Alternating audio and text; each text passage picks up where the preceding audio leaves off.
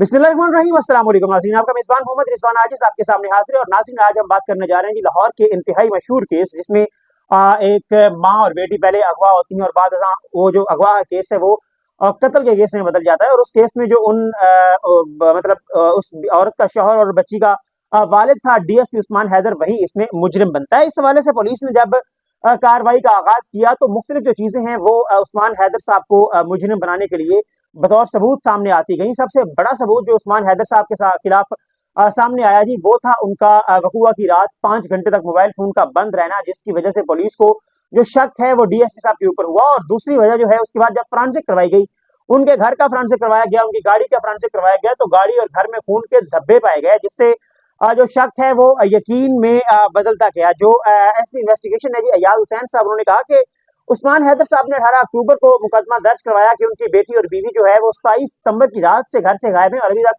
मिल नहीं पा रही है। उन्हें तलाश करने के लिए मैंने हर कोशिश की है, रिश्तेदारों के पास गया हूँ, दोस्तों के पास गया हूँ, ससुराल में गया हूँ, तो कहीं पर भी उनकी लीड जो है वो नहीं मिल रही। तो उसके बाद पुलिस करती क्या है जी, वो उस्मान हैदर साहब कॉल करते हैं अपने ससुराल में, ससुराल वाले जो है वो खुद 1 पे कॉल करते हैं और वो गाइड किया जाता है कि जो कि वकूआ लाहौर का है, तो आप लोग लाहौर पहुंचे और वहां पर जाकर केस को परसू करें। और वो केस को परसू करना स्टार्ट करते हैं। तो पुलिस उसके हवाले से अपनी जो तफ्तीश है उसका आगाज करती है। इस हवाले से अयाज सलीम साहब जो अयाज हुसैन साहब जो है वो ये कहते हैं, जनाब कि हमने जब जब शक हुआ, हमने सीडीआर निकलवाए, तो सीडीआर में ये साबित हुआ कि डीएसपी साहब ने वकूआ जो है वो 27 सितंबर का बताया है, लेकिन 25 सितंबर को रात तकरीबन 10:30 से लेकर 3:30 बजे तक जो नंबर है वो जनाब डीएसपी साहब का बंद रहता है। और ये चीज जो है डीएसपी साहब को शक के दायरे में लेके आती थी कि हाजिर सर्विस ऑन ड्यूटी डीएसपी जो है उनका नंबर मुसलसल 5 घंटे कैसे बंद रह सकता है। उसके बाद जी तफ्तीश का दायरा कार जो है उसे बढ़ाया जाता है और तफ्तीश के दायरा कार को डीएसपी के घर तक ले जाया जाता है। घर में क्या मिलता है जी, फ्रांसिक दोबारा करवाया जाता है और अल्ट्रावायलेट छुआओं के जरिए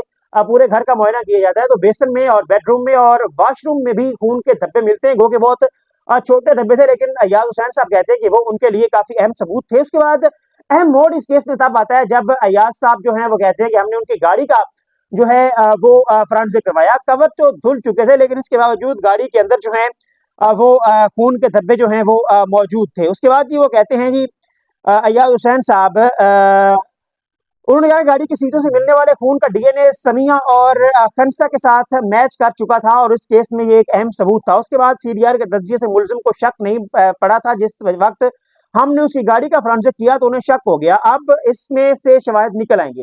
ये देखते हुए मुलजिम ने अपनी हिफाजती जमानत करवाई और शामिल तफ्तीश हो गए, लेकिन ये सारे सबूत हमारे पास मौजूद थे। और उसके बाद जी क्या होता है जी, लाशों की निशानदेही का ये अहम मरला है। उसमें क्या होता है जी, पुलिस अफसर का दावा ये है कि इन सबूतों के असूल के बाद मुलजिम डीएसपी उस्मान हैदर से तफ्तीश का सिलसिला शुरू हुआ और उन्हें कहा गया कि अब उनके पास खुद को कानून के हवाले करने के अलावा कोई दूसरा रास्ता मौजूद नहीं है। देखें, वो एक पुलिस ऑफिसर है और तफ्तीश के मूशगाफियों से आशना है। उन्हें पता चल गया था कि अब पुलिस उस सबूत तक पहुंच चुकी है जिसकी बुनियाद पर चालान के लिए केस मुकम्मल तैयार था। उसके बाद क्या होता है जी, अयाज हुसैन का दावा है कि जी हफ्ते की रात थी और वक्त है जी कोई 2 बजे, हम पूछ कुछ कर रहे थे, तो इस उस्मान हैदर ने कहा कि हम शेखुपुरा की तरफ चलते हैं।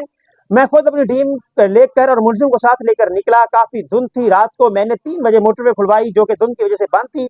उन्होंने दावा किया कि मोटरवे पर कालाशाह काकू इंटरचेंज है और फिरोज वाला थाना है, वहां फर्स्ट स्टॉप एक जगह है, तो वहां पर मोटरवे किनारे जाकर उसने निशानदेही की कि मैंने बेटी और बीवी की लाश यहाँ फेंकी थी। मैंने एसएचओ फिरोज वाला को तलब किया और साथ ही रोजनामचे की एंट्री मंगवाई और एंट्री करवाने के बाद वहां पर जो है लाशों की बरामदगी के लिए जो कार्रवाई है उसे मुकम्मल किया। एसएचओ आया तो मालूम हुआ कि थाना फिरोज वाला में 5 अक्टूबर 2025 के रोजनामचे में नामालूम मशक़शुदा लाशों की एंट्री मौजूद है और ये लिखा हुआ है कि नामालूम लाश का पोस्टमार्टम करवाया जा रहा है और 174 की कार्रवाई जो है वो मुकम्मल की गई है। ये थी जी तमाम तर कार्रवाई, जिसके बाद पुलिस जो है उसने बाप डीएसपी को जो है गिरफ्तार किया। अब बताते हैं आपको असल चीज के इसके पीछे वजह क्या थी। वजह ये थी जी, अयाज हुसैन कहता है कि कत्ल के किसी भी मुकदमे में मुलजिम ने 2 शादियां की हुई थी।